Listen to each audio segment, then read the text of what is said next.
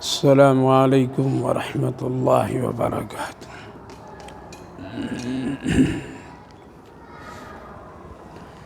اعوذ باللہ من الشیطان الرجیم، بسم اللہ الرحمن الرحیم۔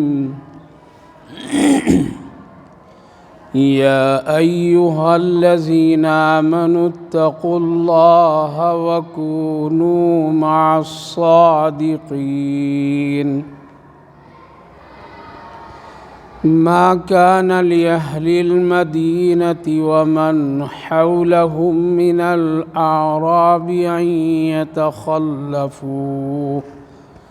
أن يتخلفوا عن رسول الله ولا يرغبوا بأنفسهم عن نفسه، ذلك بأنهم لا يصيبهم ظمأ ولا نصب ولا مخمصة في سبيل الله، ولا يطؤون موطئا يغيظ الكفار ولا ينالون من عدو نيلا إلا كتب لهم به عمل صالح، إن الله لا يضيع أجر المحسنين، ولا ينفقون نفقة صغيرة ولا كبيرة ولا يقطعون واديا إلا كتب لهم ليجزيهم الله أحسن ما كانوا يعملون، وما كان المؤمنون لينفروا كافة، فلولا نفر من كل فرقة منهم طائفة ليتفقهوا في الدين ولينذروا قومهم إذا رجعوا إليهم لعلهم يحذرون۔ صدق اللہ العظیم۔ یا ایہا الذین آمنوا اتقوا اللہ وکونوا مع الصادقین۔ اے ایمان والو، اللہ سے ڈرو اور سچے لوگوں کے ساتھ رہو۔ ما کان لأہل المدینہ، اہل مدینہ کے لیے، مدینہ والوں کے لیے اور اس کے اطراف دیہاتیوں کے لیے اس بات کی اجازت اور صحیح نہیں ہے کہ وہ پیچھے رہ جائیں رسول اللہ صلی اللہ علیہ وسلم کے ساتھ ہونے سے، اور وہ اپنی جان کو رسول اللہ صلی اللہ علیہ وسلم سے زیادہ ترجیح دیں اور محبوب ہو۔ ذالک بأنہم، اس سبب سے کہ جو لوگ اللہ کے راستے یعنی جہاد میں نکلتے ہیں تو ان کو جو بھی تکلیفیں ہوتی ہے، پیاس کی، چلنے کی، اللہ کے راستے میں تکلیف کی، اور جو ان کا چلنا ہوتا ہے وہ کفاروں کی غیظ یعنی ناپسندیدگی ہوتی ہے۔ وَلَا يَنَالُ مِنْ عَدُوٍّ نَيْلًا إِلَّا كُتِبَ لَهُمْ، اور جو کچھ بھی دشمن کی طرف سے ان کو تکلیفیں اور کوئی بھی چیز پہنچتی، وہ ساری چیزیں لکھی ہوئی ہوتی ہے، اور ان کو نیک اعمال اور نیک صالح جو بھی ہوتے ہیں اللہ ان کو ضائع نہیں کرتا ہے۔ وَلَا يُنْفِقُونَ نَفَقَةً صَغِيرَةً، اور جو کچھ وہ خرچ کرتے ہیں زیادہ ہو یا تھوڑا ہو، اور جو وہ میدانوں میں چلتے ہیں ان سب کا بدلہ ہے بہت اچھا اللہ کے ہاں جو کچھ عمل کرتے ہیں۔ پیاری ماں اور بہنوں، اللہ رب العالمین کا شکر، اس کا احسان ہے کہ اللہ تعالیٰ نے آپ سبھی کو قرآن کریم کی اس بابرکت مجلس میں حاضری کی توفیق دی ہے۔ اللہ تعالیٰ قبول فرمائے۔ اور کہنے سننے کو ہم سب کے اعمال کو قبول فرمائے، عمل کی توفیق نصیب فرمائے۔ گزشتہ مجلس میں اللہ تعالیٰ نے چند آیات کے ذریعے سے اور چند آیتوں کے ذریعے سے جو باتیں ہمارے اور آپ کے سامنے آئی تھیں وہ یہ تھی کہ ایک شخص اگر ایمان کی حالت میں اس دنیا سے جاتا ہے، یعنی موت ایمان کی حالت میں آتی ہے، تو اس کے لیے ہمیشہ استغفار کی دعا، مغفرت اور بخشش اور جنت الفردوس کی دعا کرنی چاہیے۔ لیکن اگر ایک آدمی ایمان کے بغیر یعنی کفر پر اس کی موت ہوتی ہے اور اس کا خاتمہ کلمے پر نہیں ہوتا ہے اور یہ یقینی بات ہو جاتی ہے، تو چاہے وہ رشتہ دار ہی کیوں نہ ہو، اس کے لیے بخشش و مغفرت کی دعا کی ممانعت ہے۔ اس سے یہ پتہ چلا کہ اللہ کے نزدیک ایمان کی بڑی اہمیت ہے اور آخرت میں ساری کامیابی کے دار و مدار ایمان ہی پر ہے۔ ایمان ہے تو جنت، ایمان نہیں ہے تو جہنم۔ اس کے ساتھ ساتھ اللہ تعالیٰ نے یہ بھی بتایا تھا کہ اگر کوئی آدمی توبہ کر لے تو پھر اللہ تعالیٰ بہت معاف کرنے والا، رؤوف الرحیم ہے، رحم دلی ہے، شفقت و مہربانی کرنے والا، اللہ تعالیٰ معاف کر دیتا ہے۔ اس کے ساتھ ساتھ ایک بہت ہی اہم واقعے کی طرف بھی اشارہ کیا گیا تھا، وَعَلَى الثَّلَاثَةِ الَّذِينَ خُلِّفُوا حَتَّى إِذَا ضَاقَتْ، یعنی وہ واقعہ جو غزوہ تبوک جو پیش آیا تھا اور جس میں صحابہ کرام رضوان اللہ عنہم اجمعین اور نبی اکرم صلی اللہ علیہ وسلم ساری تکلیفوں اور شدت گرمی کے باوجود بھی آپ صلی اللہ علیہ وسلم کے ساتھ صحابہ کی ایک بڑی جماعت غزوہ تبوک کے لیے نکلی تھی اور سب لوگ اس کے سلسلے محنت کیے تھے، لیکن وہ منافقین نہیں گئے تھے، کس بہانے ہیلے کر کے وہ لوگ مدینہ میں رک گئے تھے۔ ان میں سے چند مخلص مسلمان بھی رکے ہوئے تھے جن کی تعداد تو 10 بتائی جاتی ہے۔ 10 میں سے تو 7 نبی کی واپسی سے پہلے وہ لوگ مدینہ طیبہ یعنی مسجد نبوی کے ستونوں سے اپنے آپ کو باندھ کر کے توبہ اور استغفار کر لیے تھے اور اللہ تعالیٰ نے ان سبھوں کو بری فرما دیا تھا۔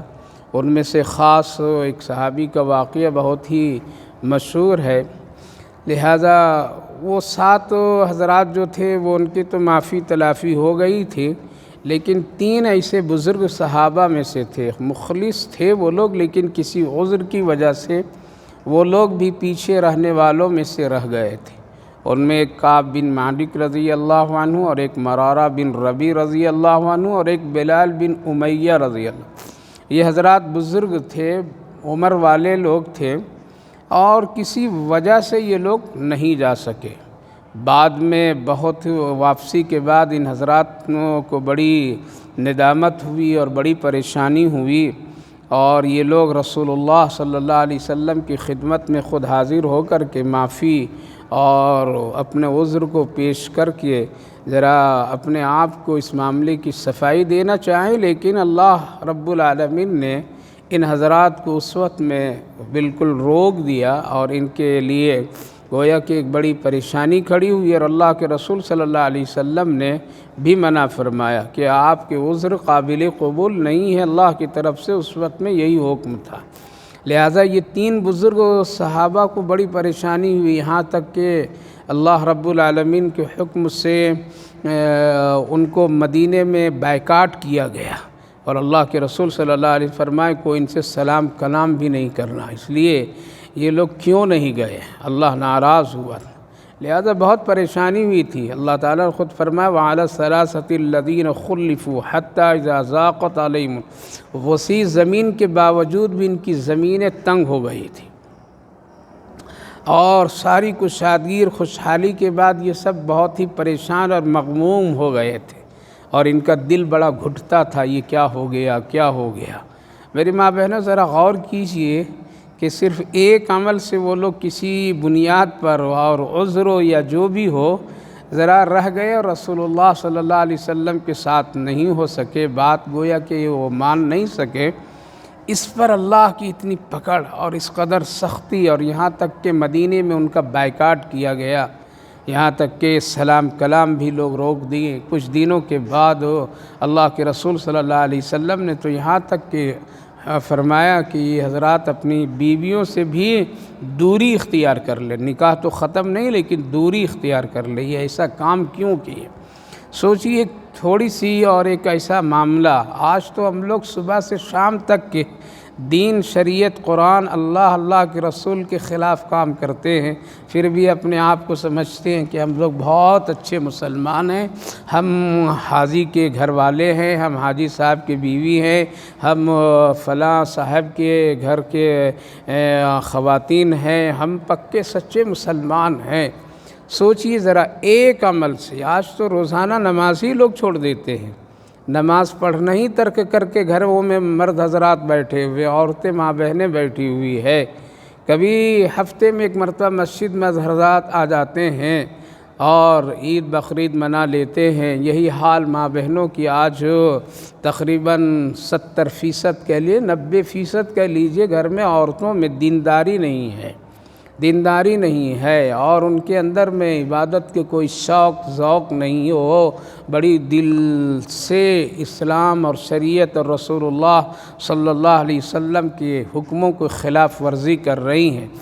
اگر آج قسم خدا کی اگر وہی کا سلسلہ ہوتا تو پھر یہی اگر ہم لوگوں کے ساتھ ہو جائے کہ بائیکاٹ کرو، ان کو یہ نماز نہیں پڑھتا ہے، یہ فلاں کام کرتا ہے، یہ پردہ نہیں کرتا، یہ بے حیائی کرتا ہے، یہ شادی بیاہ میں دین شریعت کے خلاف کام کرتا ہے، یہ ایسے ہیں، لہذا یہ دین سے بہت دور ہے، ان کو بائیکاٹ کرو، سلام کلام نہ کرو۔ تو آج اکثر و بیشتر حالات ایسے آ جاتے ہیں اور یہ مسئلہ پیدا ہو جاتا۔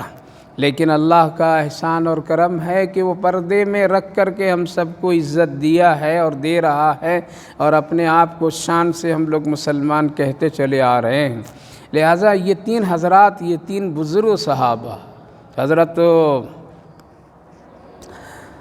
یہ تین حضرات جو کعب بن مالک رضی اللہ، یہ سب سے زیادہ عمر والے شخص تھے۔ اس کے بعد مرارہ بن ربیع اور بلال بن امیہ، یہ لوگ پھر دو کی ذرا سے تخفیف ہوئی، اور حضرت کعب رضی اللہ عنہ کے بارے میں اور سختی ذرا ہوئی، اور یہ بہت زیادہ پریشان ہوتے تھے، بہت زیادہ پریشان ہوتے تھے، بے قرار، بے چینی، ایک دیوانہ کیفیت کی طرح۔ صرف اتنی بات کہ رسول اللہ ناراض ہو گئے، اللہ ناراض ہو گئے۔ آج تو ہم لوگ ناراض کر کے بہت شان کے ساتھ جی رہے ہیں، دیکھ لیں گے آخرت میں جو ہوگا ہم سمجھ لیں گے، تم کون ہوتے ہو کہنے والا، دیکھ لیں گے مرنے کے بعد کیا اللہ کرتا ہے، دیکھ لیں گے۔ آج تو ایسے جملے بولتے ہیں، اگر کوئی مسلمان مرد اور عورت گناہ کے کام کرنے کے بعد، دین اور شریعت کے خلاف کام کرنے کے بعد اگر اس طرح کی باتیں کرتا ہے، دیکھ لیں گے مرنے کے بعد اللہ کیا کرتا ہے، دیکھ لیں گے وہاں کیا ہوتا ہے، دیکھ لیں گے قبر میں کیا کیا جائے گا۔ سو اللہ ناراض ہے، رہنے دو، پہلے ہم دیکھیں گے۔ اگر ایسا جملہ منہ سے، اگر زبان سے ایسی بات کہتا ہے تو وہ علماء کرام فرماتے ہیں کہ اس کے پاس ایمان کی دولت ختم ہے، اس لیے کہ یہ سب برحق چیز ہے۔ وہ لوگ کتنے بیزار ہو گئے صرف ایک حکم کی وجہ، خلاف ورزی کی وجہ سے، لہٰذا بہت پریشان ہوئے، کتنے دنوں تک یہ لوگ تڑپتے رہ گئے، بے قرار ہو گئے۔ کیوں؟ وہ جانتے تھے کہ رسول اللہ کی ناراضگی، اللہ کی ناراضگی آخرت کے لیے اور دنیا کے لیے بھی تباہی اور بربادی کا ذریعہ ہے، لہٰذا بہت پریشان ہوئے۔ پھر اچانک اللہ رب العالمین نے تہجد کے وقت میں اس آیت کریمہ کو نازل فرمایا، اللہ اکبر، اور پھر ان تینوں حضرات کی معافی اور توبہ کی قبولیت کی آیت نازل ہوئی۔ اللہ کے رسول صلی اللہ علیہ وسلم کے پاس اس وقت قریب میں مسجد میں جو حضرات صحابہ تھے ان کو آپ نے خبر دی تو لوگ خوشیاں منانے لگے اور خوش ہوئے کہ چلو کم سے کم ہمارے بھائیوں کو، یہ تین جو پریشان تھے، اللہ ان سے راضی ہوا، خوش ہوا۔ ان میں سے بعض صحابہ کہنے یا رسول اللہ ابھی جا کر کے ان کو خبر دے دوں اور ان کو بتا دوں کعب بن مالک رضی اللہ اور ان تینوں حضرات کو کہا کہ نہیں رات کا وقت ہے، اگر ابھی تم ان کو خبر دے دیے تو پھر وہ بڑی خوشی اور لوگوں کی نیند خراب ہو جائے گی، اس لیے انتظار کرو فجر کی نماز، لہذا اس موقع پر ان کو اطلاع دو۔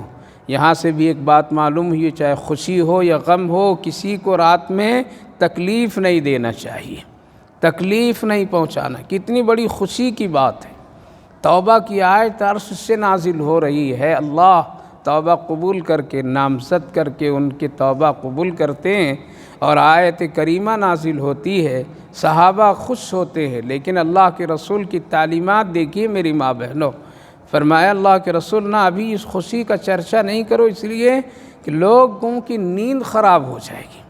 آج تو لوگ کہتے ہیں ہمارا گھر ہماری خوشی، ہم چاہے جو کچھ کریں، پڑوسی کا کوئی فکر نہیں، راستے کے کوئی فکر نہیں، اور آج سمجھتے ہیں کہ ہماری خوشی ہے تو ہم اپنی خوشی میں کیا کر لیں، کسی کو کیا جاتا ہے، کسی کو کیا تکلیف پہنچتی ہے، ہمیں اس سے کیا لینا دینا۔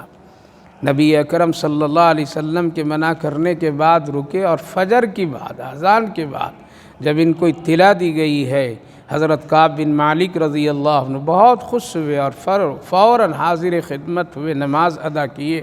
پہلے بھی نماز پڑھتے تھے لیکن ان سے کوئی ملتا جلتا نہیں، نماز پڑھے، رسول اللہ صلی اللہ علیہ وسلم کی خدمت میں حاضر ہوئے اور کہا کہ یا رسول اللہ، اس خوشی اور شکر کی بنیاد پر ہم اپنا سارا مال اللہ کے راستے میں دے دینا چاہتا ہوں۔ صحابہ کتنا خوش ہوتے تھے، میری توبہ قبول ہو گئی، اللہ راضی ہو گئے، اللہ کے رسول راضی ہو گئے، ہماری بخشش اور معافی ہو گئی، لہٰذا اللہ کے رسول سارا مال میں اس خوشی اور شکر کے طور پر دینا چاہتا ہوں۔ اللہ کے رسول صلی اللہ علیہ وسلم نے منع فرمایا کہ انہیں سارا مت دو، بلکہ کچھ اپنے اہل و عیال اور اپنی ضرورت کے لیے رکھ کر کے جو کچھ ہو سکے مناسب اور سہولت سے وہ اللہ کے راستے میں خرچ کرو۔ پتہ چلا کہ جب کبھی خوشی آ جائے، جب کبھی خوشی کا مقام حاصل ہو جائے یا کوئی خوشی کی چیز حاصل ہو جائے، کوئی اللہ کی طرف سے اچھی نعمت مل جائے، تو اس سے بنیاد پر اللہ کا شکر ادا کرنا چاہیے، نمازوں کے ذریعے سے، روزوں کے ذریعے سے، صدقہ خیرات کے ذریعے سے۔ ہم لوگ خوشی مناتے ہیں، کیسے مناتے ہیں؟ ہم لوگوں کی خوشیاں یہودیوں کی طرح ہوتی، ہم لوگوں کی خوشیاں غیروں کی طرح ہوتی، کیک کاٹیں گے، برتھ ڈے منائیں گے، غبارے پھوڑیں گے، یہ جشن منائیں گے، ویڈیو بنائیں گے، تصویر کھینچیں گے، یہ خوشی ہے ہماری، ہمارا نیا گھر ہے اب یہ کریں گے، بچے کی پیدائش ہے یہ کریں گے، برتھ ڈے منائیں گے، فلاں کریں گے، یہ یہودیوں کے کام۔ آج وہ کام مسلمان مرد اور عورت کر رہی ہیں اور کر رہے ہیں لوگ، کہ جو کام اللہ اور اللہ کے رسول کے خلاف یہودی لوگ کیا کرتے تھے، آج وہ مسلمان کر رہے ہیں۔ مسلمانوں کو خوشی منانے کا بھی حق ہے اور اس کا طریقہ بھی ہے، اور یہ طریقہ ہے، دیکھیے خوشی میں کیا کرنے جا رہے ہیں۔ اللہ کے رسول سارا مال فلاں، اے اللہ کے رسول ہمیں خوشی ہوئی، ہم اتنا روزہ، اتنی نماز پڑھیں گے، یہ کام کریں گے، اتنے لوگوں کو ہم دعوت دیں گے، یہ ہے خوشی منانا، یہ ہے شکر۔ لیکن آج تو خوشیوں کو ہم لوگ دھجیاں اڑا دی، اسلام سے بالکل خلاف ہٹ کر کے خوشیاں مناتے ہیں، کل اللہ کے یہاں جواب دینا پڑے گا۔ لہذا یہ غبارہ پھوڑنا خوشی میں، اور یہ جشن منانا خوشی میں، یہ کیک کاٹنا خوشی میں، اسی طرح تصویر فوٹو گھروں میں غیروں کو بلا کر کے بچوں کے برتھ ڈے میں تصویریں ویڈیو بنانا، شادیوں میں اس طرح کی حرکتیں ایک مسلمان عورت ہو یا مرد کرے تو سوچئے کہ کل قیامت کے دن اس کو کتنا سخت مسئلہ پیش آئے گا اور جواب دینا پڑے گا۔ لہذا وہ اللہ کے رسول صلی اللہ علیہ وسلم سے جب اجازت ملی اتنا تو انہوں نے مال صدقہ کیا، اللہ تعالیٰ نے اس کا بھی ذکر اس آیت کریمہ میں وَعَلَى الثَّلَاثَةِ الَّذِينَ خُلِّفُوا کے ذریعے سے ارشاد فرمایا، اور فرمایا اِنَّ اللَّهُ هُوَ التَّوَّابُ الرَّحِيمُ ثُمَّ تَابَ عَلَيْهِمْ لِيَتُوبُوا إِنَّ اللَّهُ هُوَ التَّوَّابُ الرَّحِيمُ۔ جب آدمی صدق دل سے اخلاص کے ساتھ توبہ کرے، چاہے وہ کتنا بڑا جرم اور گناہ کر لیا ہو، اسی لیے ہم سب کے آقا نبی اکرم صلی اللہ علیہ وسلم نے ارشاد فرمایا کہ تم اپنے گناہوں سے زمین کے اور آسمان کے بیچ کے خلا کو اگر تم بھر دو تب بھی مایوس رب سے نہیں ہونا، بلکہ صدق دل سے اخلاص سے اگر تم توبہ کر لو گے تو رب مہربان توبہ کو قبول کر کے معاف کر دے گا۔ ان اللہ هو التواب الرحیم۔ اس لیے توبہ کے ذریعے سے اپنے دل کو صاف کیجیے، توبہ کے ذریعے سے اپنے ظاہر اور باطن کو پاک صاف کیجیے۔ توبہ ایک ایسا غسل ہے، توبہ ایک ایسی چیز ہے جس طرح سے ہم اور آپ گندے کپڑے اور گندے بدن اور جسم کو پانی سے اور غسل کر کے صاف کرتے ہیں، اسی طرح سے توبہ ایک ایسا غسل ہے، پانی ہے گویا کہ جو ہمارے اندر باطنی طور پر میں جو گناہ ہو جاتے ہیں اور اس کے دھبے جگہ جگہ دل میں لگ جاتے ہیں اور جسم کے اعضاء میں لگتے چلے جاتے ہیں۔ وہ دھبے کیسے ہوتے ہیں؟ وہ دھبے یہ ہوتے ہیں کہ دل سے خیر کے کلمات اور خیر کے کام بند ہو جاتے ہیں۔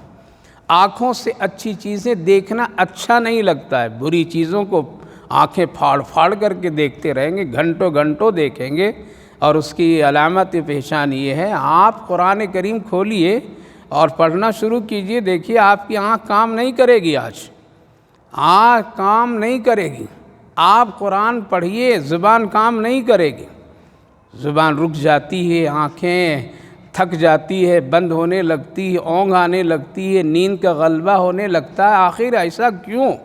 ایسا اس لیے ہے کہ اس پر گناہوں کا اتنا اثرات ہیں کہ یہ خیر کے کام کرنے کی اس کے اندر طاقت اور صلاحیت نہیں ہے، اسی لیے زبان لڑکھڑانے لگتی ہے اور پھر آدمی مجبور ہو کر کے کیا کرتا ہے؟ قرآن بند کر دیتا ہے۔ لیکن اسی کے مقابلے میں آج تجربہ کیجئے میری ماں بہنوں، موبائل دیکھیے، گھنٹوں گھنٹوں پوری رات لوگ دیکھتے ہیں، پوری رات دیکھتے ہیں، بچے دیکھتے ہیں، لڑکے دیکھتے ہیں، لڑکیاں دیکھتے ہیں، عورتیں دیکھتی ہیں، ماں بہنیں دیکھتی ہیں، سب دیکھتی ہیں۔ نیند نہیں آ رہی، کیوں نہیں آ رہی ہے؟ وجہ اس کی یہی ہے، اس لیے موبائل گناہ میں آنکھیں لگ جاتی، وہاں تھکتی نہیں ہے، لیکن چند سورت پڑھنے میں آنکھ تھک جاتی ہے، 10 مرتبہ 100 مرتبہ درود شریف پڑھنے میں زبان تھک جاتی ہے، اور آدمی کہتا ہے کہ ہم کیا ہیں نہیں پڑھ پاتے ہیں، زبان تھک جاتی ہے، آنکھیں بجھ جاتی ہے، ہمت ٹوٹ جاتی ہے۔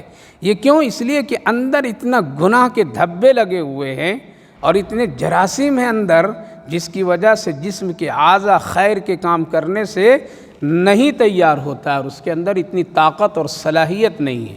جیسے ظاہری جسم میں بیماریاں لگ جاتی ہیں، شوگر ہو جائے، بی پی بڑھ جائے، اور اسی طرح سے دوسرے عوارض اور پریشانیاں بیماریاں آ جائے تو آدمی کچھ کام نہیں کر پاتا ہے، آدمی پھر کھانا نہیں کھا پاتا ہے، اٹھ نہیں پاتا ہے۔ کیوں؟ اس لیے کہ ایک بیماری لگی ہوئی، شوگر ہے، بی پی ہے، فلاں، اس لیے کام نہیں کر پاتا۔ پھر اس کو جب نارمل حالت میں لاتا ہے تب پھر آدمی کام کرنے کے لائق بنتا ہے۔ کیوں؟ اس لیے کہ اس بیماری کی وجہ سے ظاہری جسم بدن کام کرنے کے لائق نہیں ہے۔ اسی طرح سے اندر کی روح باطنی جب وہ گناہوں سے دل خراب ہوتا، آنکھیں خراب ہوتی ہے، زبان سے بار بار جھوٹ، غیبت اور اس طرح کی حرکتیں کرنے سے جب آدمی یہ کرتا ہے تو اس کے اندر میں ایک بیماری لگ جاتی ہے اور وہ صلاحیت اس کے اندر سے ختم ہو جاتی ہے، لہذا نہ قرآن پڑھ پاتا ہے اور نہ کبھی ذکر کر پاتا ہے، نہ قرآن کی تلاوت، نہ اچھی چیزیں دیکھ۔ لیکن اگر اندر پاکیزہ اور اندر کی حالات بہت ہی خوبصورت تو دل مضبوط ہوتا، آنکھیں مضبوط ہوتی ہے، جسم کے ہر اعضاء نیکی کے کام کرنے کے لیے تیار، ہمیشہ فٹ۔ تبھی تو حضرت امام ابو حنیفہ علیہ الرحمہ کے بارے میں بہت مشہور ہے کہ وہ قرآن کریم رات میں پورا ختم کر دیتے تھے، پورا ختم۔ کیوں؟ ان کے بھی تو نیند ہوتی تھی، ان کے بھی تو زبان نہیں تھکتی تھی۔ آج بھی بہت سارے علماء ہیں، بہت سارے ایسے لوگ ہیں کہ ایک دن میں قرآن پڑھتے ہیں، 2 دن میں ختم کرتے ہیں، 3 دن میں ختم کرتے ہیں، درود پاک کی کثرت سے ورد اور وظیفہ کرتے ہیں۔ آخر ان کی بھی زبان تو ہے، ان کی بھی تو آنکھیں تھکتی کیوں نہیں، ہمت کیوں نہیں ہارتے؟ اس کی وجہ یہی ہے۔ لہذا گناہ جب ہو جائے کثرت سے تو اس کو پاک صاف کرنے کے لیے توبہ بہت ضروری۔ ان اللہ هو التواب الرحیم۔ اس وقت جو آیت کریمہ پڑھا ہوں ان میں سے بھی بہت اہم آیت ہے۔ یا ایھا الذین آمنوا اتقوا اللہ وکونوا مع الصادقین۔ اللہ بہت ہی پیار انداز میں فرما رہا ہے، وہ کریم رحیم مولا اتنے شفقت کے ساتھ کہہ رہا ہے، حالانکہ وہ چاہتا تو گردن پکڑ کر کے منوا لیتا، سجدہ کرا دیتا، بستر سے اٹھا کر کے مسجد میں لا دیتا، کوئی مشکل نہیں، لیکن کتنا پیار انداز میں کہہ رہا، یا ایھا الذین آمنوا، اے ایمان والو، یہ نہیں کہا کہ اے مالدارو، اے عالمو، اے فلاں فلاں فلاں فلاں، نہیں، اے ایمان والو، اگر تیرے پاس ایمان ہے، اے ایمان والو، ڈرو تم کس سے؟ اللہ سے ڈرو، اللہ سے ڈرو، اور اچھے لوگوں، سچے لوگوں کے پاس رہا کرو، تیرا اٹھنا بیٹھنا، تیری صحبت، تیری دوستی اچھے نیک لوگوں کے ساتھ ہو، سچ بولنے والوں کے ساتھ ہو۔ یہ آیت کریمہ اس واقعے کے بعد اس لیے اللہ نے بیان فرمایا کہ اگر یہ لوگ منافقین کی حالات کو دیکھ کر کے یہ حضرات پیچھے نہیں رہتے تو آج اتنی ان کو شرمندگی نہیں ہوتی۔ یہ منافقوں کے حالات سے متاثر ہوئے، وہ رک رہا ہم بھی رک رہے، وہ رک رہا ہم بھی رک رہے، لہٰذا وہ لوگ بہانہ کر رہے ہیں، ہم بھی ذرا بہانہ کر کے رک جائیں، تو غلط لوگوں کی صحبت اور غلط لوگوں کی طرز انداز اختیار کرنے کی وجہ سے کیا ہوا؟ اتنی بڑی شرمندگی اس مومن مخلصین مسلمان کو اٹھانے پڑی۔ لہٰذا اللہ نے ایک ضابطہ بنا دیا ایمان والوں کے لیے، تم اگر غلط لوگوں کے ساتھ رہنا سہنا کرو گے تو تمہارے اوپر اسی کا اثر آئے گا، اور پھر تم اسی کے جیسا تم کام کرنے لگو گے۔ غلط صحبت کا اثر بہت جلدی ہوتا ہے، جس طرح نیکی کا بھی اثر ہوتا ہے، نیک لوگوں کے ساتھ رہیے تو نیکی کے اثر، چوروں کے ساتھ رہیں گے تو چوری کے خیالات آئیں گے، زانیوں کے ساتھ میں رہیں گے تو ہمیشہ ویسے ہی خیال آئے گا، بدکاروں کے ساتھ رہیں گے تو برے خیالات آئیں گے، برے کام کرنے کا شوق بڑھے گا، بے حیا لوگوں کے ساتھ رہیں گے تو بے حیائی کی کیفیت دل و دماغ میں چھا جائے گی، بے نمازیوں کے ساتھ رہیں گے تو بے نمازی بنیں گے، غیبت خوروں کی مجلسوں میں اٹھنا بیٹھنا کریں گے تو وہی عادت بنے گی۔ اسی لیے اللہ رب العالمین نے ایک اصول، ایک ضابطہ بنا دیا کہ تم نیک کے ساتھ رہو گے تو نیک بن جاؤ گے، نیک بنو گے۔ آج کا ماحول جو بگڑنے کا ہے وہ یہی ہے، تعلیم کی کوئی کمی نہیں ہے، تعلیم کی آج کوئی کمی نہیں، نہ دنیا کی تعلیم کی کمی ہے اور نہ دینی تعلیم کی کمی ہے۔ گھر گھر مدرسہ، گلی گلی میں مدرسے، مسجد مسجد میں مدرسے، شہر شہر میں مدرسے، لاکھوں لاکھ کی تعداد میں علماء، مساجد سب ہیں، آج بہت ہیں تعلیم گاہ، پڑھنے والوں کی بھی کوئی تعداد کم نہیں ہے، اور دنیا کی تعلیم کا تو کہنے ہی نہیں ہے۔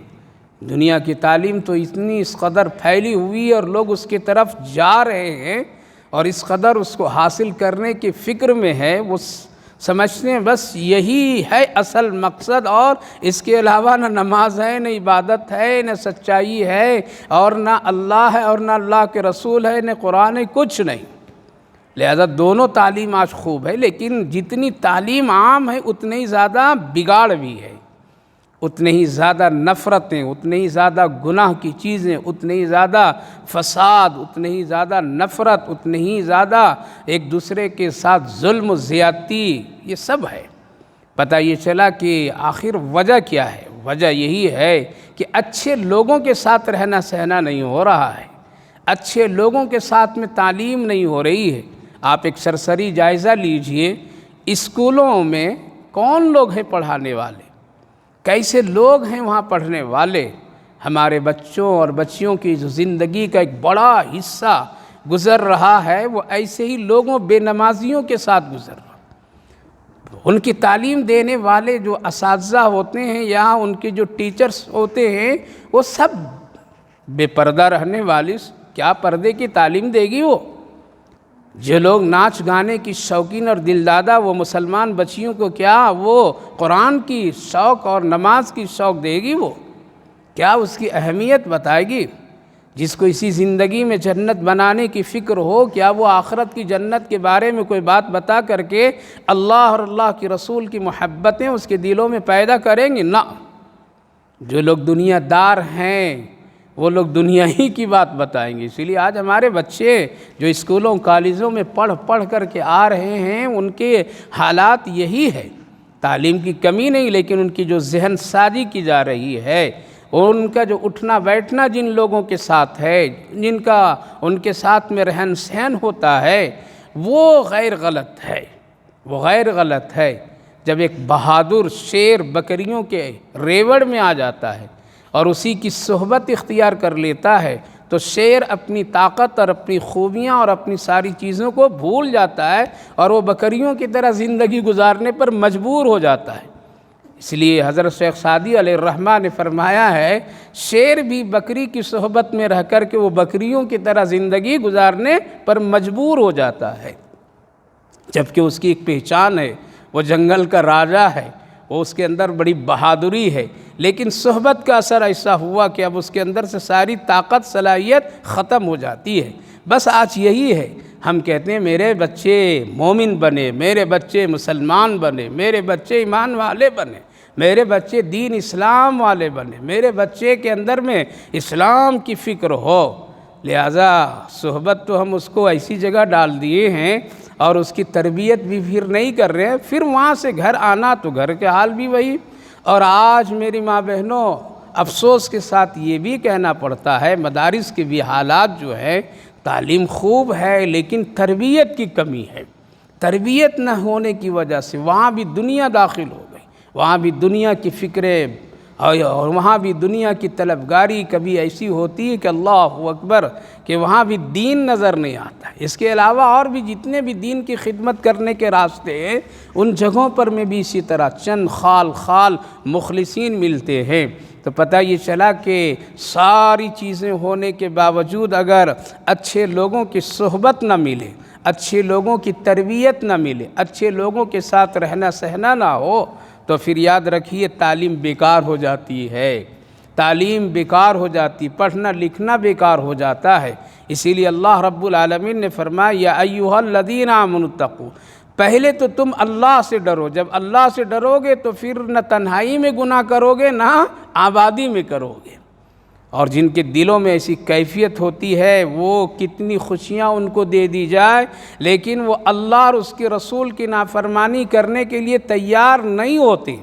آج بھی ہزاروں ایسی مثالیں ہیں، نوجوان لڑکے لڑکیوں کی ہزاروں ایسی مثالیں سامنے آتی ہے کہ وہ اسلام کے کتنے پابند ہوتے ہیں۔ کتنے ایسے لوگ ہیں کہ بڑی بڑی نوکریاں ٹھکرا دیتی ہیں، بڑے بڑے انعامات ٹھکرا دیتے ہیں، جب ان کو اسٹیج پر لایا جاتا ہے اور بلایا جاتا ہے اور پھر ان کو کوئی انعام سے نوازا جاتا ہے اور ان کو کوئی بہت قیمتی ایوارڈ دیا جاتا ہے اور پھر ان سے کہا جاتا ہے ذرا چہرہ کھولو، پردہ اتارو اور پھر یہ قیمتی اور یہ انعام لے کے جاؤ، تو کتنی ایسی لڑکیاں مسلمانوں کی ہے جو کہہ دیتی ہے ہم پردہ نہیں ہٹائیں گے، ہم بے حیا نہیں بنیں گے، ہم اپنی عزت نہیں کھولیں گے، لہٰذا آپ دیں یا نہ دیں مجھے اس کی پرواہ نہیں، اور اسٹیج سے خالی ہاتھ اتر جاتے۔ وہ دنیا والوں کی نظر میں تھوڑی دیر کے لیے کیا ہوتی ہیں، بہت ہی کمتر سمجھی جاتی، بیوقوف سمجھی جاتی، لیکن اللہ ان کے نام کو اونچا کر دیتا ہے۔ کتنے ایسے نوجوان بھی ہیں جو بڑی بڑی نوکریاں ٹھکرا دیتے ہیں، اس لیے کہ یہ کام آپ کا حرام ہے، یہ کام اسلام شریعت کے خلاف ہے، یہ کام ہم نہیں کریں گے۔ ایک نوجوان کا واقعہ لکھتے ہیں اور حقیقت بھی ہے کہ جب ایک بہت بڑی کانفرنس ہوئی اور بہت بڑا جلسہ کہیے، اور اس کے کالج میں تمام لوگ ہر مذہب کے اسٹوڈنٹ اور تمام لوگ جمع ہوئے اور اپنے مذہب کی خوبیوں پر سبھوں نے چرچا کیا۔ یہ مسلم نوجوان مسلمان بھی اپنے مذہب اور اسلام اور اللہ کے رسول کی تعلیمات کی تعارف کرایا، اتنی اچھی بہترین ترجمانی کیا کہ جب وہ اسٹیج سے اترنے لگا تو غیر مسلم یعنی تمام دوسرے مذہب کے لڑکے اور لڑکیاں اس کو ویلکم کہنے کے لیے ہاتھ بڑھانے لگے، مصافحہ کرنے کے لیے۔ تو لڑکوں سے دوستوں سے تو مصافحہ کیا، ہاتھ میں ہاتھ ملایا، گلے میں گلے ملایا، لیکن جب غیر مسلم اور دوسرے مذہب کی لڑکیاں اس کی طرف بڑھیں اور ہاتھ دینے لگی تو اپنے ہاتھ کو اپنے کوٹ کے جیب میں ڈال لیا اور یہ کہنے لگا کہ یہ ہاتھ میری بیوی کی امانت ہے، ہم ابھی اس میں خیانت نہیں کریں گے۔ کیسے وہ لوگ ہیں، آج بھی ہیں، لیکن آج بیہودہ قسم کے بچے تعلیم کے نام پر میں مرتد، اور پھر گھروں میں دین کا کوئی شور اور دین کا کوئی خیال نہیں، لہٰذا غیر غلط صحبتوں کی وجہ سے آج ان کے دلوں سے ایمان اور اسلام کی اہمیت نکلتی چلی جا رہی ہے۔ لہذا فکر کیجئے، اگر ایک ماں آپ ہیں تو فکر کرنا آپ پر ضروری ہے۔ ایک ماں ہیں اور آپ نے پرورش کی ہے اپنے بیٹے بیٹیوں کی، تو ایمان کی بھی اس کی دولت کو بچانا آپ پر ضروری ہے۔ نظر رکھیے، کڑی نظر رکھیے، محبت سے پیش آئیے، محبت کی خوب ان کو اپنے نعمتوں سے نوازیے، لیکن ایک شیر کی طرح نظر بھی اس پر رکھیے کہ یہ کہاں جا رہے ہیں، کس کی صحبت میں رہتے ہیں، کن لوگوں کے پاس ملنا جلنا ہوتا ہے، کہیں ایسا نہ ہو کہ ان کی غیر غلط صحبتوں سے یہ ایمان کھو بیٹھے۔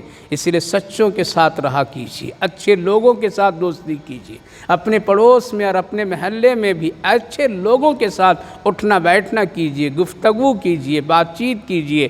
غیر غلط لوگوں سے ہرگز مت ملیے، آج کے دور میں غیر غلط لوگوں سے ہرگز بات مت کیجیے، چاہے آپ کے رشتہ دار ہی کیوں نہ ہو، لیکن اس سے بھی پرہیز کیجیے جو آپ کو دین سے ہٹا کر کے دنیا کی طرف آپ کا رخ موڑنے کے لیے تیار ہو۔ ایسے لوگوں سے بچیے، سلام کلام کرتے رہیے، لیکن ان کی باتوں پر عمل ہرگز نہ کیجیے، ان کے ساتھ وقت زیادہ مت لگائیے، بلکہ ایک بقدر ضرورت اس کے ساتھ تعلقات رکھیے، ورنہ کہیں ایمان نہ لوٹ جائے، اخلاق نہیں برباد ہو جائے۔ اسی لیے اللہ نے بڑی تاکید کے ساتھ فرمایا، یا ایھا الذین آمنوا اتقوا اللہ وکونوا مع الصادقین۔ سچوں کی صحبت سے سچائی ملتی ہے۔ جس طرح سے نیک لوگوں کی نیکی کا فائدہ ہوتا ہے، اسی طرح سے برے لوگوں کی برائی کا بھی نقصان ہوتا ہے۔ ایک بالکل لازم سی چیز ہے۔ آپ نیک لوگوں کے پاس بیٹھیے تو اس کا اثر ضرور ہوگا، آپ برے لوگوں کے ساتھ میں، بری عادت والے لوگوں کے ساتھ بیٹھیں تو اس کا اثر ہوگا، اور یہ صرف دنیائی میں نہیں بلکہ آخرت میں بھی ہے۔ اسی لیے ایک پنڈت نے حضرت حجت الاسلام مولانا قاسم صاحب نانوتوی علیہ الرحمہ سے یہی سوال کیا تھا کہ عجیب بات ہے، آپ کہتے ہیں نیک لوگوں کے اثر اور نیک لوگوں سے فائدہ دوسروں کو بھی ہوتا ہے، چلیے یہ مان لیتے ہیں، لیکن گناہ کا بھی اثر یہ کیسے ہوگا؟ گناہ وہ کیا تو وہ بھگتے، دوسرے کے اثر کیسے ہوگا؟ حضرت ایک مجلس اور محفل میں بیٹھے ہوئے تھے اور گرمی کی شدت تھی، جس کی بنیاد پر طلبہ تھے کچھ جو حضرت کے سر پر پنکھا جھل رہے تھے، بڑے کپڑے کے پنکھے ہوتے تھے، بڑی بڑی مجلسوں میں لوگ چلاتے تھے۔ حضرت کو راحت اور ہوا دینے کے لیے، ٹھنڈک پہنچانے کے لیے کام ہو رہا تھا۔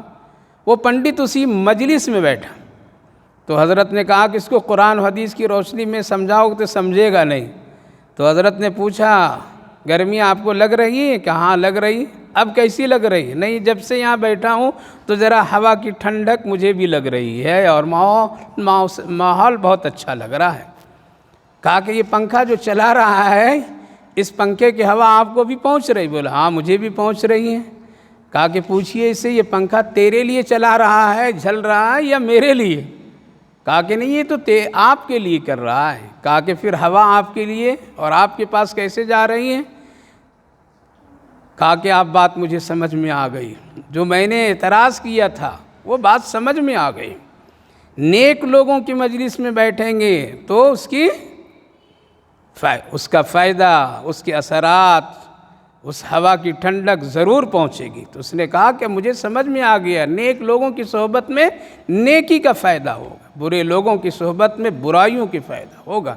اسی لیے پڑوسی اچھا ڈھونڈیے، مرنے کے بعد میں بھی یہ دعا کیجیے، اللہ قبرستان میں بھی میرا پڑوسی کوئی نیک لوگ ہوں تاکہ اس کی نیکی کا اثر مجھے بھی ملے، یہ دعا کرنا چاہیے۔ اس لیے بعض نیک لوگوں کی قبریں جب قبرستان میں بنتی ہیں تو حدیث پاک میں کہ 40 قبروں تک کہ اس کی راحت اور اس کی رحمتیں اور اس کی سہولتیں ان کو بھی ملتی ہے۔ اسی لیے جس طرح دنیا میں ہم لوگ چاہتے ہیں نا کہ نہیں پڑوسی اچھا ہو، اسی طرح سے مرنے کے بعد میں بھی دعا کیجئے کہ وہاں بھی پڑوسی ہمارا کوئی اچھا ہو۔ کیوں یہ؟ اس لیے تاکہ جو اللہ نے فرمایا نیک لوگوں کے، سچے لوگوں کے ساتھ میں رہو گے تو اس کا فائدہ ہوگا، سچائی کا فائدہ ہوگا، نیکی کا فائدہ ہوگا۔ اس لیے ڈھونڈیے اور غیر غلط لوگوں سے بچنے کی کوشش کیجیے۔ اس کے کئی حالات، اگر آپ موبائل کے ذریعے سے گناہ کا کام اور گناہ کی دوستی کرتے ہیں تو صرف تعلق ختم کہ نہیں اب اس سے ہم بات چیت نہیں کر رہے ہیں، نہیں، پہلا کام تو یہ کیجئے اس کا موبائل سے اس کا نمبر ہی ڈیلیٹ کر دیجئے، ورنہ کیا ہوگا جب جب آپ اس کو دیکھیں گے اس کا نام نظروں میں آئے گا، یاد آئے گا، اور کبھی شیطان ادھر۔ اس لیے گناہ کرنے کرانے والے اور گناہ کی طرف بلانے والے، گناہ کی طرف دعوت دینے والے اگر آپ کے موبائل میں ہے ان کا نام، ان کا عطا پتہ، تو پہلی سیڑھی یہ ہے کہ وہاں سے اس کو کیا کیجئے، ڈیلیٹ کیجئے، ختم کیجئے، تب آگے کے راستہ اللہ آسان کر دے گا۔ ورنہ سب کچھ یہاں رکھے رہیں گے جیسا آج ہے، گھر میں دین نہیں ہے، گھر میں ایمان نہیں ہے، گھر میں کوئی دینی ماحول نہیں ہے، اور ہم سمجھتے ہیں کہ گھنٹہ میں ہم بچہ بھیج دیے مکتب تو وہ بالکل ولی بن کر کے آ جائے، ہمارا بچہ اسکول کالج میں پڑھ گیا تو بالکل نیک بن جائے، اور اب اس میں کوئی کسی طرح سے کوئی گناہ اور کوئی بدبختی نہ ہو، نہیں، گھر میں ماحول بنانا پڑے گا۔ اس لیے گناہ سے بچنے کی پہلی سیڑھی آج یہ ہے کہ جن لوگوں کے نام اور جن لوگوں کے تعلقات سے گناہ کی طرف خیالات جاتے ہو ان کا نام اپنے موبائل سے فوراً ڈیلیٹ کیجئے، ختم کیجئے، تاکہ کبھی نظروں کے سامنے نہیں آئیں۔ یہ بہت بڑی نیکی کا کام آج کے دور میں ہے۔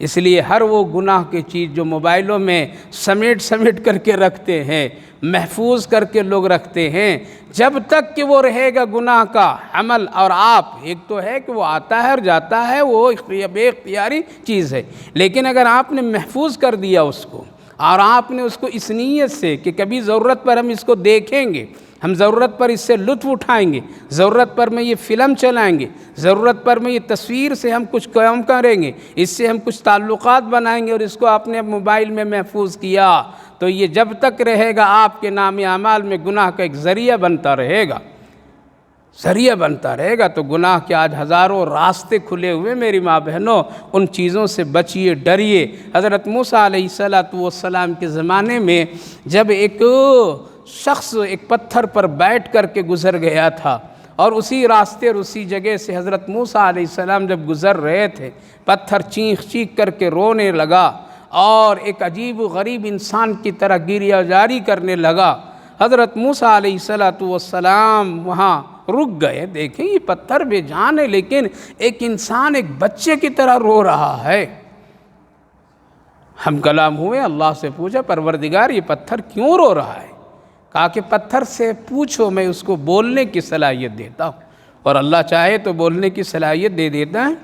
اللہ رب العالمین کبھی کبھی تو انسانوں سے زیادہ پیار اور محبت چیزوں میں ڈال دیتا ہے، لہذا پتھر بول پڑا، اے موسیٰ کلیم اللہ، ہے اللہ کے پیغمبر، آپ کی جماعت، آپ کے آدمیوں میں سے ایک بے نمازی مجھ پر ابھی تھوڑی دیر پہلے بیٹھ کر کے گیا ہے۔ وہ نماز نہیں پڑھتا، ان کے زمانے میں 5 نمازیں نہیں تھی، صرف ایک نماز عشاء کی تھی، وہ بھی 2 رکعت، شکر کی نماز وہ پڑھا کرتے تھے اور ان کی امت پڑھتی تھی۔ لہٰذا وہ آدمی بیٹھ کر کے مجھ پر وقت گزار کر کے چلا گیا ہے۔ میں ڈر رہا ہوں کہ کہیں کل قیامت کے دن جب وہ بے نمازی کو اللہ جہنم میں ڈالے گا تو کہیں اس صحبت اور اتنی دیر جو میرے اور اس کے ساتھ میں جو گزرا ہے کہیں مجھے بھی نہیں جہنم میں ڈال دیں، اس لیے میں رو رہا ہوں اور یہ ڈر مجھے محسوس ہو رہا ہے۔ اللہ اکبر، تھوڑی دیر کی غلط آدمی کی صحبت، تعلقات پر ایک بے جان پتھر بھی رو پڑتا تھا۔ آج تو تیاریاں چھپ کر کے لوگ کر رہے ہیں، شوہر سے بیوی جھوٹ بول کر کے غلط تعلقات بناتی ہیں، کبھی شوہر بیوی سے جھوٹ بول کر کے بدمعاش قسم کے لوگ ادھر ادھر نظریں پھیرتے رہتے ہیں اور تعلقات بناتے رہتے ہیں، اور گھر میں آ کر کے چھپتے رہتے ہیں، ہزاروں جھوٹ بولتے ہیں۔ یہ سب بد کردار مردوں کا کام ہے۔ لڑکے لڑکیاں چھپا کر کے آج غیر غلط لوگوں سے تعلقات پیدا، کیا جہنم میں جانا اور ڈرنا یہ سب کچھ بھی نہیں ہے؟ ایسے لوگ ہیں، اللہ اکبر۔ اس لیے آج تو ہزاروں کیسز صرف موبائل کی وجہ سے ہے کہ شوہر کہتا ہے کہ بیوی اپنی موبائل مجھے نہیں دیکھنے دیتی ہے، بیوی کہتی شوہر مجھے اپنا موبائل نہیں دیکھنے دیتا ہے۔ ارے اس میں راز کیا ہے؟ کون سا خزانہ ہے اس موبائل میں؟ کون سا خزانہ چھپا ہوا ہے جو شوہر اپنی بیوی کو دیکھنے نہیں دیتا ہے اور بیوی اپنے شوہر کو دیکھنے نہیں دیتی ہے؟ بچے اپنے باپ ماں کو نہیں دیکھنے دے رہے ہیں، آخر ہے کیا اس میں خزانہ؟ خزانہ ایک ہی ہے اور وہ ہے گناہ کا تعلق۔ اگر سچائی ہے تو بالکل حق کے ساتھ لیجئے، دیکھیے 24 گھنٹہ۔ لہذا بعض لوگوں کے حالات ایسے آئے ہیں اور خبریں آئی ہیں، ہم لوگ کے پاس میں مسئلے آتے ہیں، لوگ سناتے ہیں تو دل کانپ جاتا ہے، یہ مسلم معاشرہ کہاں جا رہا ہے؟ کہ حضرت میرا شوہر موبائل پر اتنی کڑی نظر رکھتا ہے کہ وہ بیت الخلاء بھی جاتا ہے تو ساتھ میں لے کر کے جاتا ہے۔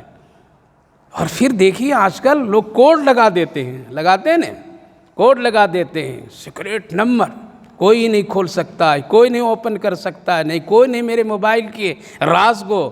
اس لیے اپنے موبائل کو پاک صاف ہمیشہ رکھیے، کب روح نکل جائے، کب آنکھیں بند ہو جائے اور پھر وہ گناہ والا موبائل جس میں آپ نے گناہوں کے راز چھپا رکھے تھے، مرنے کے بعد اگر وہ کسی طرح سے کھلا اور کھلنے کے بعد اگر بچے، اگر رشتہ دار، اگر فلاں نے اگر دیکھا تو کیا کہیں گے کہ یہ ولی بن کر کے مرا ہے، یہ ولیہ بن کر کے مری ہے، اس کے گناہوں میں کتنے پاپ چھپے ہوئے تھے۔ اللہ اکبر۔ اس لیے میری ماں بہنوں، ہمیشہ اپنے دل کو بھی صاف ستھرا رکھیے اور اپنے گناہ کی اس حالات میں اور اس موقع میں ہمیشہ اپنے موبائلوں کو بھی پاک صاف رکھیے۔ موبائل رکھنا چلیے کوئی گناہ کی بات نہیں ہے، ضرورت زندگی ہے، ہم نہیں کہتے کہ یہ حرام ہے، یہ فضول ہے، آج کی زندگی کی ضروریات ہے۔ عالم بھی، ولی بھی، مفتی بھی، محدث بھی، مفسر بھی، پیر صاحب بھی، ہر ایک لوگ رکھ رہے ہیں، لیکن یہ ایسا ہے ضرورت کے لیے، نہ کہ اس کو گناہ کا خزانہ بنا لیجئے۔ اس سے نہ اتفاقیاں ہو جائیں، اس سے طلاق اور خلا کی نوبت آ جائے، اس سے جھگڑے اور تکرار کی کیفیت آ جائے، ایسا نہیں ہونا چاہیے اس معمولی چیز کے سلسلے میں۔ اس لیے پاک صاف ہمیشہ رکھنا چاہیے، ہمیشہ اچھی چیز رکھنی چاہیے۔ لہذا موبائل بھی آج غلط لوگوں سے تعلق پیدا کرنے کے لیے ایک بہت بڑا ذریعہ ہے۔ کیا ہے؟ بہت بڑا ذریعہ ہے، اور اسی وجہ سے آج مسلمان بچے بچیاں کفر کی طرف جا رہے ہیں گھر میں کہہ دیں گے کہ ہم فلاں جگہ پر ہیں، ماں باپ نے بھیجا کالج اور اسکول میں، وہ پارکوں میں سیر اور تفریح کر رہے ہیں، فون گیا تو ہاں ہم کلاس روم میں ہیں۔ یہ کیا ہے؟ یہ ہے بد اخلاقی، یہ غیر غلط صحبتیں۔ آج حالات ایسے ہیں، اللہ حفاظت فرمائے۔ ایمان پر خاتمہ ہو گیا تو خوش نصیب ہے، ورنہ جو حالات گناہ کے ہیں بڑا مشکل ہے۔ اللہ ہی فضل اور رحم فرمائے۔ تو اللہ تعالیٰ نے فرمایا یا ایھا الذین آمنوا اتقوا اللہ وکونوا مع الصادقین۔ صرف آدمی یہاں مراد نہیں ہے کہ تم سچے لوگوں کے ساتھ رہو، بلکہ سچ چیزیں، نیکی والی چیزیں، اچھی چیزوں کو بھی اپنے پاس رکھو اور اس کے ساتھ رہو۔ ان میں سے یہ موبائل بھی ہے۔ جس طرح سے ایک سچا انسان کے ساتھ رہنے سے سچی عادت، سچا اخلاق، بہترین عادتیں، بہترین نیکی کا اثر، اسی طرح سے موبائل میں بھی اگر گندے ہیں اور گندگیاں ہیں، گناہ ہے، فحاشی ہے، تو اس کا اثر ضرور ہوگا۔ اور اگر اپنے موبائل میں اچھائیاں ہیں، ضرورت کی چیزیں ہیں اور نیکی کا کام ہے اس میں، تو اس سے اچھا ہی ہوں گے۔ ہم لوگ بھی رکھتے ہیں الحمدللہ، ضرورت کی چیزیں کا استعمال کرتے، بیانات ہیں، دوسری چیزیں ہیں، تحقیقات ہے، اور روزمرہ کی زندگی کے جو آج حالات جڑے ہوئے ہیں، بینک ہے اور آدھار کارڈ ہے، فلاں ہیں، بہت ساری ضروریات موبائل سے جڑی ہوئی ہے، اس حد تک کے تو استعمال۔ لیکن گھنٹوں گھنٹوں یہ فلمیں، ناچنے والیوں کا، تھرکنے والوں کو، بے حیائیوں، بے پردہ اور رہنے والے لوگ اور رہنے والی لوگوں کی تصویریں دیکھنا، یہ سب کیا؟ یہ غلط صحبت ہے۔ نہیں حضرت ہم بند کمرے میں ہیں، کسی سے ملتے جلتے نہیں ہیں۔ یہ موبائل پوری دنیا سے ملا دیتا ہے۔ کیا کرتا ہے؟ بند کمرے میں پوری دنیا سے ملا دیتا ہے۔ لہٰذا یہ کہہ کر کے اپنے آپ کو مت سکون حاصل کر لیجئے۔ اس لیے اللہ نے کتنا پیار بھرا انداز میں فرمایا یا ایھا الذین آمنوا اتقوا اللہ، اے ایمان والو، اے ایمان والیو، ڈرو اللہ سے، ڈرو اللہ سے۔ اللہ ہی کے ڈر تجھے گناہ سے بچا سکتا ہے، اللہ ہی کے ڈر سے تجھے نیکی کی توفیق مل سکتی ہے۔ اگر یہ دو چیزیں نہیں ہیں، ڈر اور محبت اللہ کی، تو نیکی کرنا اور گناہ کا چھوڑنا مشکل ہے۔ جب محبت آئے گی تو نیکی کا شوق بڑھے گا، اللہ سے ڈر پیدا ہوگا تو گناہوں سے بچیں گے۔ اسی لیے اللہ پہلے اپنے سے ڈرایا اور فرمایا کونوا مع الصادقین، سچے لوگوں کے پاس رہا کرو، سچے لوگوں کے ساتھ اٹھنا بیٹھنا کرو، سچے لوگوں سے بات چیت کیا کرو، نیک لوگوں، یہ سچ سے مراد نیکی بھی، نیک لوگ بھی ہے۔ اس لیے ہر وہ چیز، ہر وہ آدمی، ہر وہ کام جو ان سے اچھائیاں اور ہر وہ دوست جس سے نیکی کے طرف بلاوا ہو، ایسے لوگوں کے ساتھ میں رہنا سہنا کیجئے۔ اسی لیے کسی نے پوچھا تھا حضرت امیر المؤمنین عمر فاروق رضی اللہ عنہ سے اور حضرت علی رضی اللہ عنہ سے کہ دنیا میں سچے دوست کی پہچان اور علامت بتا دیجئے تاکہ ہم ایسے لوگوں سے دوستی کریں گے۔ آج اگر ہم لوگوں سے پوچھا جائے، آپ سے پوچھا جائے تو یہی کہیں گے کہ دیکھو کس کا جیب ذرا زیادہ بھاری ہے۔